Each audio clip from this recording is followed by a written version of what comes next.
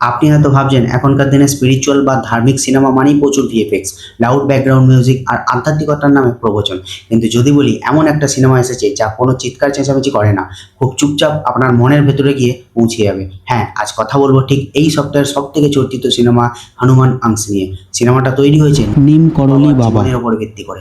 গল্পটা শুরু হয় একটা ছোট্ট ছেলে লক্ষ্মীনারায়ণকে দিয়ে। কিভাবে তার মনের ভেতরে জীবন, মৃত্যু আর ঈশ্বরের উত্তর খোঁজার কৌতূহল তৈরি হয়, সেখান থেকে শুরু হয় তার রূপান্তর। আর শেষ পর্যন্ত তিনি হয়ে ওঠেন সবার প্রিয় নিম করলি বাবা। সবথেকে ভালো বিষয় কি জানেন? পরিচালক বিশাল চতুর্বেদী এই জার্নিটাকে উইকিপিডিয়ার পাতার মতো পরপর সাজিয়ে দেননি। প্রতিটা ঘটনাকে সময় দিয়েছেন যাতে আপনি মানুষের ভেতরের অনুভূতির সাথে যুক্ত হতে পারেন।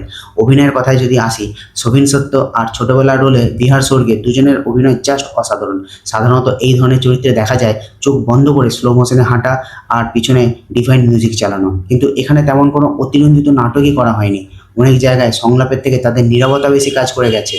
স্ক্রিনের সেই শান্ত ভাবটা যেন থিয়েটারে দর্শকদের মধ্যেও ছড়িয়ে পড়েছে। আর এর গান, সিনেমা শেষে যখন সীতারাম জয় সীতারাম গানটা বাজতে শুরু করে, হল থেকে কেউ উঠতেই চায় না। ক্রেডিট রোল চলা সত্ত্বেও মানুষ চুপচাপ বসে থাকে। এমন সিনেমা কোনো সোশ্যাল মিডিয়ার ট্রেলার দিয়ে হিট হয় না। সিনেমা থেকে একজন হল থেকে যখন বের হয়, সেই অন্য 10 জনকে গিয়ে বলে পরিবারকে নিয়ে অন্তত একবার হলো এই সিনেমাটা দেখো।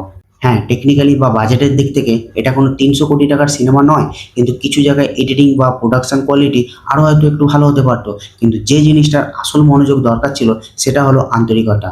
আর সেটা পুরো সিনেমা জুড়েই স্পষ্ট বোঝা গেছে। আপনি নিম করলি বাবা হন বা না হন, মানুষের প্রতি ভালোবাসা আর সেবার যে বার্তা এই সিনেমা দিয়েছে তা সবার মন ছুঁয়ে যাবে। আমার পক্ষ থেকে এই সিনেমাটা 4/5। এবার আপনি বলুন আপনার সিনেমাটা কেমন লেগেছে। যদি দেখে থাকেন অবশ্যই কমেন্টে জানাবেন। আর আমার ভিডিওটা যদি ভালো লাগে লাইক আর শেয়ার করতে ভুলবেন না। আর আমার চ্যানেলেতে যদি নতুন হন এবং ইনফরমেটিভ ভিডিও যদি পেতে চান আমার থেকে, তাহলে অবশ্যই চ্যানেলটা সাবস্ক্রাইব করে আমার সাথে যুক্ত থাকবেন। দেখা হবে পরের কোনো এক ভিডিওতে। জয় হিন্দ, বন্দে মাতরম।